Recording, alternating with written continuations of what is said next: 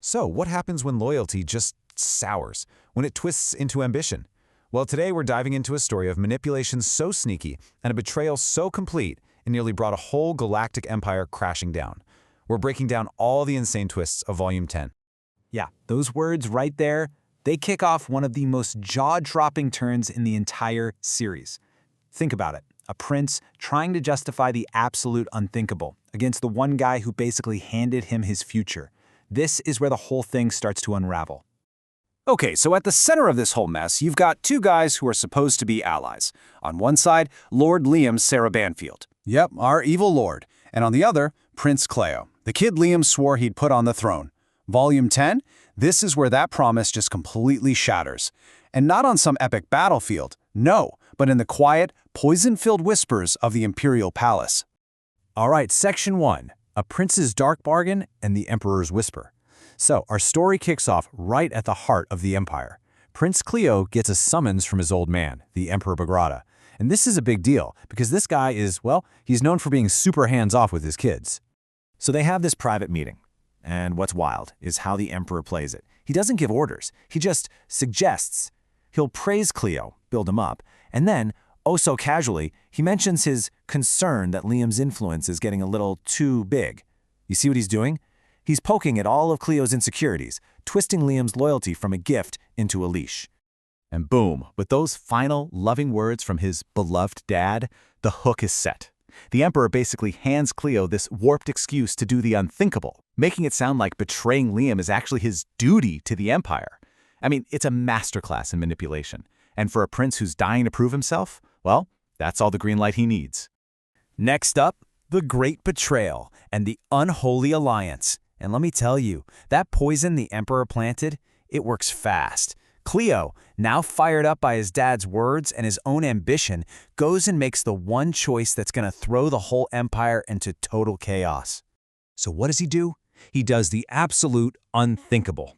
He goes behind everyone's back and meets with his #1 rival, Crown Prince Calvin. You know, the same guy Liam has been fighting this whole time for Cleo. And the price of this little alliance? To prove he's serious, he lets Calvin slaughter the elite guards Liam personally sent to protect him. Just gone. Any chance of going back to Liam isn't just burned, it's been vaporized. And here's the really tragic part. While all this plotting and backstabbing is going down in the palace, where's Liam? He's back home, literally dealing with wedding plans and just living his life. He has absolutely no clue that the kid he's been championing is sharpening a knife with his name on it.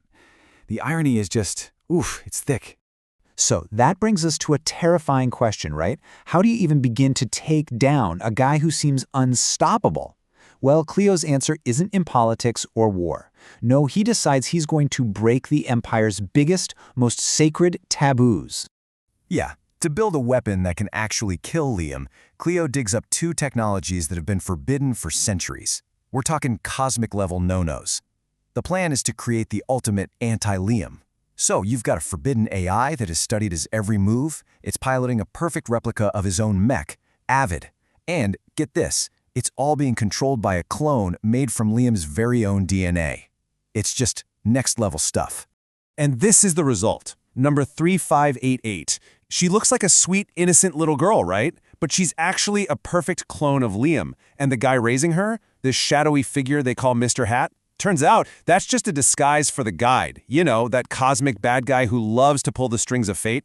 He's twisting her entire world, basically brainwashing this kid to become the perfect killer, fueled by a completely fake hatred for the guy she was made from. All right, moving on to a war of deception and the long defeat. So, with all their pieces on the board, the conspirators make their move. They take some tiny little border dispute between a couple of small-time nobles and blow it up into a massive proxy war. The whole thing is a stage, and it's all designed for one purpose, to publicly crush Liam and humiliate him. And for 6 long, painful months, it looks like their plan is working flawlessly. Liam's forces are just getting hammered, pushed back everywhere they go.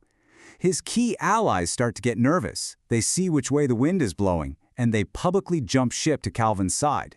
Suddenly, the name Banfield, which used to mean victory, is now the poster child for epic failure.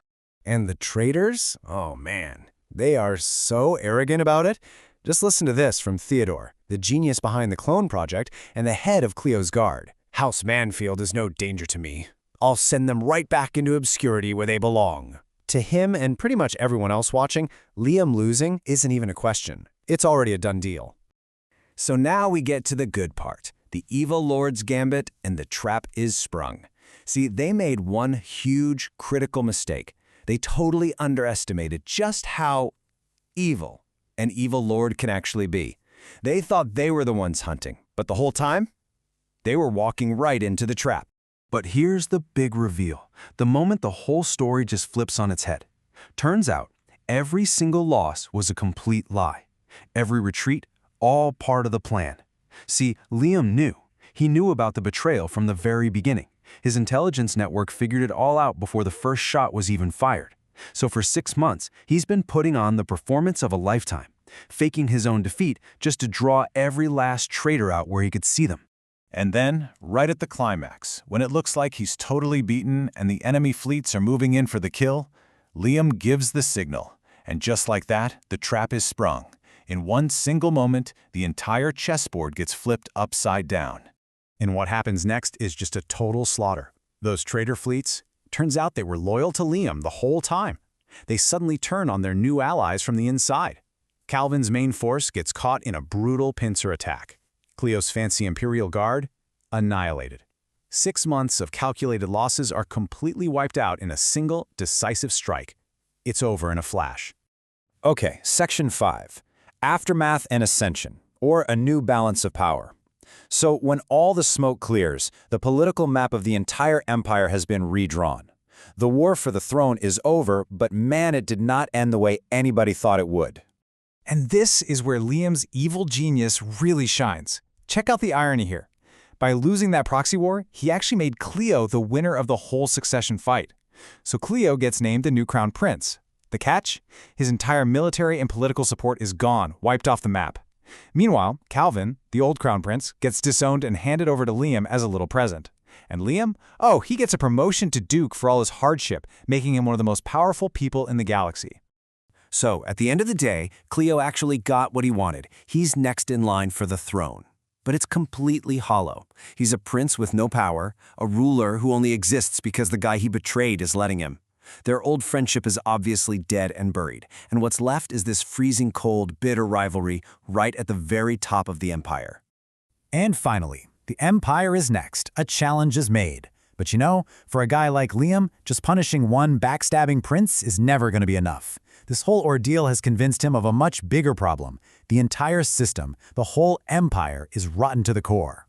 And we get this chilling final scene where his loyal knight, Claus, is trying to talk him down, telling him not to do anything crazy. But Liam, in this incredible twist of evil lord logic, takes Claus's advice as a challenge.